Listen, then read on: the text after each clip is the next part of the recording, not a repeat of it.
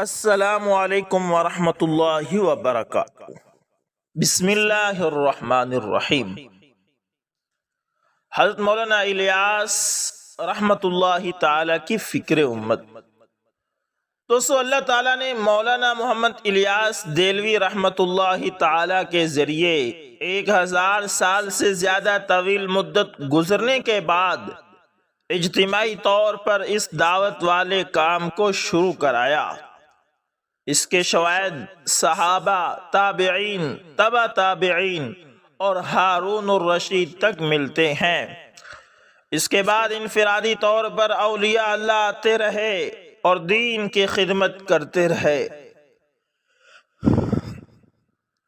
مولانا الیاس رحمۃ اللہ تعالی کے بارے میں کتابوں میں لکھا ہے کہ پہل مولانا الیاس دہلوی رحمۃ اللہ تعالی نے دین کی تڑپ کی وجہ سے مدرسہ کی بنیاد ڈالی۔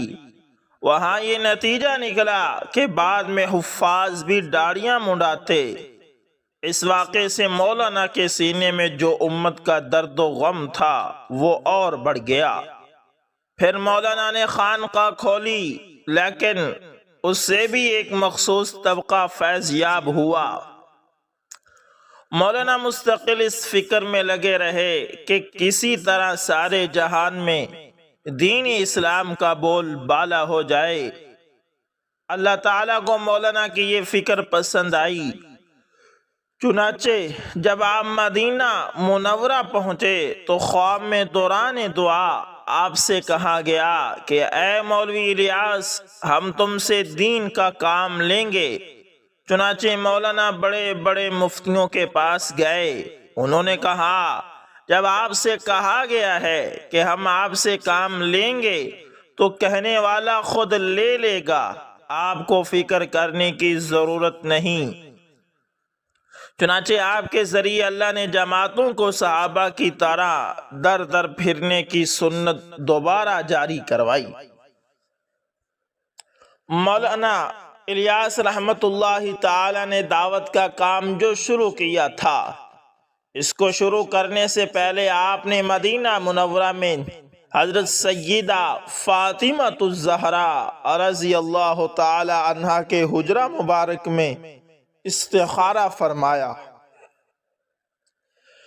3 دن تک حجرہ بطول رضی اللہ تعالی عنہا میں رہے۔ وہی سو کر رو رو کر دعائیں کی تو حضور صلی اللہ علیہ وسلم کی زیارت مشرفہ آپ کو نصیب ہوئی۔ آقا نامدار صلی اللہ علیہ وسلم نے ارشاد فرمایا، الیاس جا کر میواتیوں میں اور غریبوں میں کام کر، انشاءاللہ پوری امت اس کام میں لگ جائے گی۔ الیاس، تیری یہ محنت، تیرا یہ طریقہ قیامت تک جاری رہے گا۔ مولانا الیاس رحمۃ اللہ تعالی نے فرمایا، میں نے شروع میں مدرسہ پڑھایا، یعنی مدرسہ میں درس دیا تو طلباء کا ہجوم ہوا۔ اچھے اچھے صاحب استعداد طلباء کثرت سے آنے لگے۔ میں نے سوچا کہ ان کے ساتھ میری محنت کا نتیجہ اس کے سوا کیا ہوگا کہ جو لوگ عالم بننے ہی کے لیے مدرسوں میں آتے ہیں، مجھ سے پڑھنے کے بعد بھی وہ عالم مولوی ہی بن جائیں گے، اور پھر ان کے مشاغل بھی وہی ہوں گے جو آج کل عام طور سے اختیار کیے جاتے ہیں۔ کوئی طب پڑھ کر مطب کرے گا، کوئی یونیورسٹی کا امتحان دے کر اسکول کالج میں نوکری کرے گا، کوئی مدرسے میں بیٹھ کر پڑھاتا ہی رہے گا، اس سے زیادہ اور کچھ نہ ہوگا۔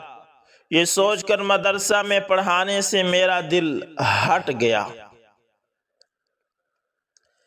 اس کے بعد ایک وقت آیا جب میرے حضرت نے مجھ کو اجازت دے دی تھی تو میں نے طالبین کو ذکر کی تلقین شروع کی اور ادھر میری توجہ زیادہ ہوئی۔ اللہ کا کرنا آنے والوں پر اتنی جلدی کیفیات اور احوال کا ورود شروع ہوا اور اتنی تیزی سے حالات میں ترقی ہوئی کہ خود مجھے حیرت ہوئی اور میں سوچنے لگا کہ یہ کیا ہو رہا ہے اور اس کام میں لگے رہنے کا نتیجہ کیا نکلے گا۔ زیادہ سے زیادہ یہی کہ کچھ اصحاب احوال اور ذاکر و شاغل لوگ پیدا ہو جائیں گے، پھر لوگوں میں ان کی شہرت ہو جائے گی تو کوئی مقدمہ جیتنے کی دعا کے لیے آئے، کوئی اولاد کے لیے تعویذ کی درخواست کرے، کوئی تجارت اور کاروبار میں ترقی کی دعا کرائے، اور زیادہ سے زیادہ یہ کہ ان کے ذریعے بھی آگے کو چند طالبین میں ذکر و تلقین کا سلسلہ چلے۔ یہ سوچ کر ادھر سے بھی میری توجہ ہٹ گئی اور میں نے یہ طے کیا کہ اللہ تعالیٰ نے ظاہر و باطن کی جو قوتیں عطا فرمائی ہیں ان کا صحیح مصرف یہ ہے کہ ان کو اسی کام میں لگایا جائے جس میں حضور صلی اللہ علیہ وسلم نے اپنی قوتیں صرف فرمائی تھی، اور وہ کام ہے اللہ کے بندوں کو اور خاص کر غافلوں اور بے طلبوں کو اللہ کی طرف لانا اور اللہ کی باتوں کو فروغ دینے کے لیے جان کو بے قیمت کرنے کا رواج دینا۔ بس یہی ہماری تحریک ہے اور یہی ہم سب سے کہتے ہیں۔ یہ کام اگر ہونے لگے تو اب سے ہزاروں گنا زیادہ مدرسے اور ہزاروں گنا زیادہ خانقاہیں قائم ہو جائیں، بلکہ ہر مسلمان مدرسہ اور خانقاہ ہو جائے۔ سب سے پہلے نکلنے والی تبلیغی جماعت۔ دوستو، سب سے پہلے 8 آدمیوں نے بڑی مشکل سے 3 دن یا 8 دن کے لیے اپنا نام دیا، اور مولانا محمد الیاس دہلوی صاحب رحمت اللہ تعالی خود اس کے امیر اور معلم بنے۔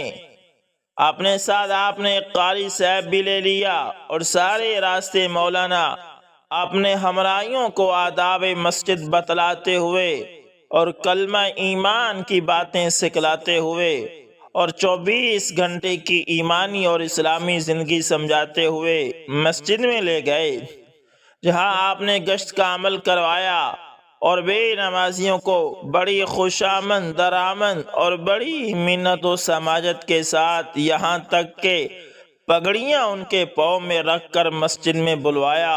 اس طرح آپ نے اس کام کا آغاز کیا۔ حضرت جی مولانا محمد یوسف قندیلوی رحمت اللہ تعالی کی تبلیغی محنت۔ حضرت جی مولانا محمد یوسف قندیلوی رحمت اللہ تعالی کے ایک رفیق خاص بیان کرتے ہیں کہ حضرت جی رحمت اللہ تعالی بھوپال تشریف لائے اور عادات کے مطابق اجتماع میں تقریریں بھی فرمائی۔ آپ کے زخم تھا جس کی تکلیف کافی بڑھ گئی تھی۔ بھوپال سے فارغ ہونے کے بعد وہاں سے 40-50 میل کے فاصلے پر ایک اور اجتماع طے تھا۔ حضرت مولانا وہاں بھی تشریف لے گئے، لیکن طے یہ ہوا کہ مولانا تقریر نہیں فرمائیں گے بلکہ فلاں ساتھی کی تقریر ہوگی۔ مگر ساتھی کی تقریر کے بعد مولانا کو احساس ہوا کہ دعوت قوت کے ساتھ نہیں دی جا سکی، لہذا آپ نے اندرونی جذبے سے مغلوب ہو کر خود تقریر کے لیے اصرار فرمایا۔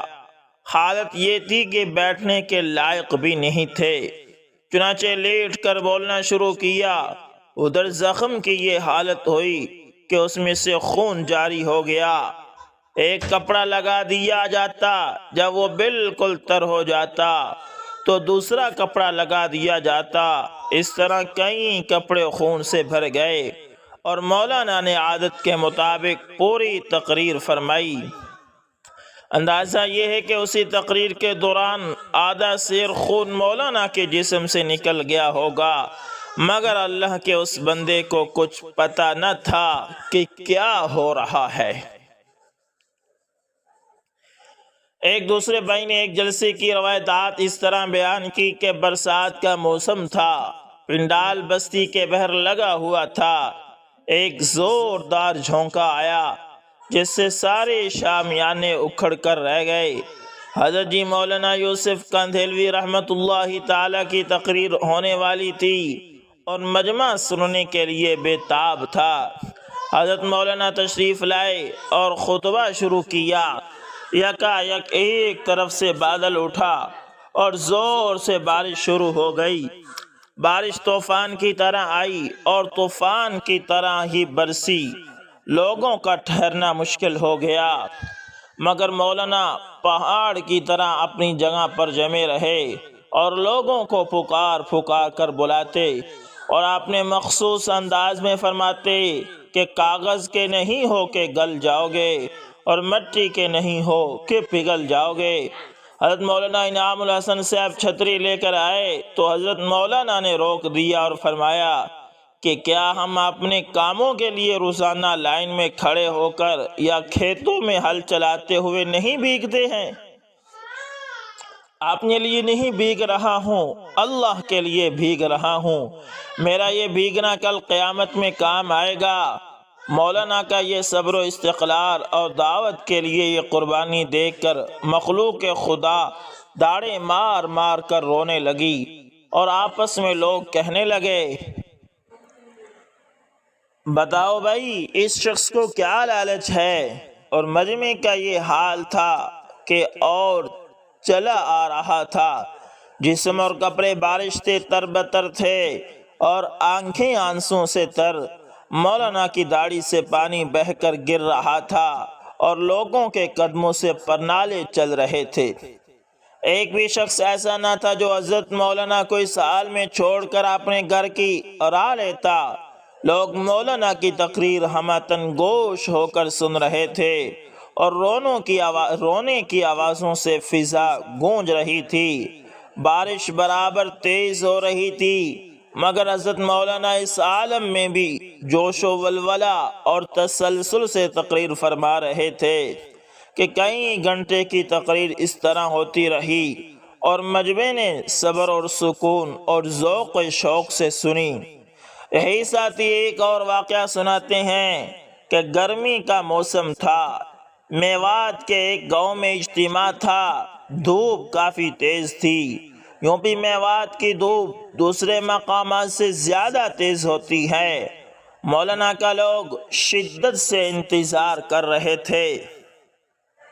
عین دوپہر کے وقت مولانا پہنچے، یہ 12 بجے کا وقت تھا۔ عیدگاہ میں مجمع اکٹھا ہو گیا، مولانا کی تقریر شروع ہو گئی۔ موسم کی تیزی اور دھوپ کی سختی کی وجہ سے پسینہ پانی کی طرح بہہ رہا تھا۔ اصل اجتماع گاہ فاصلے پر تھی، اس لیے مولانا نے مجمع کو دیکھ کر عیدگاہ ہی میں تقریر شروع کر دی۔ مولانا کے ایک رفیق خاص چھتری لے کر آئے اور مولانا کے پاس لگا دی۔ مولانا نے چھتری ہٹا دی اور فرمایا، بیٹھ کر بات سنو، قیامت کی دھوپ اس دھوپ سے کہیں زیادہ سخت ہوگی۔ اللہ اکبر، اللہ اکبر۔ دوستو، یہ جو آج آپ تبلیغی رونقیں دیکھ رہے ہیں یہ ویسے نہیں ہیں، اس کے لیے علماء کرام نے بہت قربانیاں دی ہیں، اس کے لیے اللہ سے بہت مانگا گیا ہے، بہت محنت کی گئی ہے، تو آج آپ یہ رونقیں دیکھ رہے ہیں۔ کوشش کریں جتنا ہو سکے آپ اس تبلیغی جماعت کے ساتھ وقت لگائیں، اپنے جاننے والوں کو اس کے ساتھ بھیجیں، جو نماز نہیں پڑھتے ان کی ان سے ملاقاتیں کروائیں، یہ بس دین کی ہی بات کرتے ہیں، آپ سے چندہ پیسہ مانگنے کے لیے بالکل نہیں آتے، اپنا لگا کر آپ کی آخرت کی فکر کرتے ہیں۔ ان سے بڑا آپ کا خیر خواہ کون ہو سکتا ہے کہ اپنا پیسہ لگا کر، اپنا کام چھوڑ کر، یہ آپ کا خیر خواہ بن کر آپ کی آخرت کی فکر کرتے ہیں۔ اللہ تعالیٰ سے دعا ہے کہ اللہ تعالیٰ ہمیں دین کی صحیح سمجھ عطا فرمائے اور دین پر عمل کی بھی توفیق عطا فرمائے۔ ملتے ہیں کسی نیکسٹ اچھی سی ویڈیو کے اندر، تب تک کے لیے اللہ حافظ، جزاکم اللہ خیر۔